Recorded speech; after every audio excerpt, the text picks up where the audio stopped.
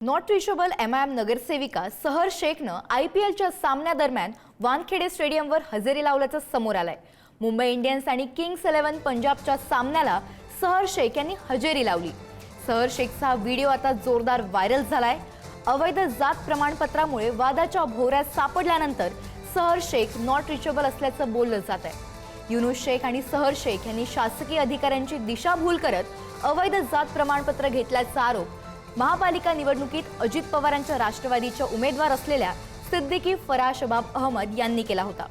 Social मीडियावर match बघतानाची post share करत सहर शेखनं गेम ओव्हर असा उल्लेख केलाय। त्यामुळे सहर शेखनं पुन्हा एकदा आपल्या विरोधकांना डिवचण्याचा प्रयत्न केल्याचं दिसतंय। तर अवैध जात प्रमाणपत्राचा आरोप झाल्यानंतर नॉट रिचेबल झालेल्या MIMच्या नगरसेविका सहर शेखचे वडील युनुस शेख हे मुंब्रा पोलीस ठाण्यात दाखल झाले होते। वैयक्तिक कामासाठी मुंब्रा पोलीस ठाण्यात आल्याची माहिती युनुस शेख यांनी दिली आहे।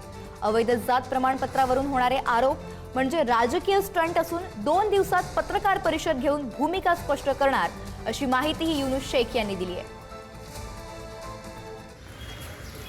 राजकीय आहे ना, आम्ही राजकीय आहे ना।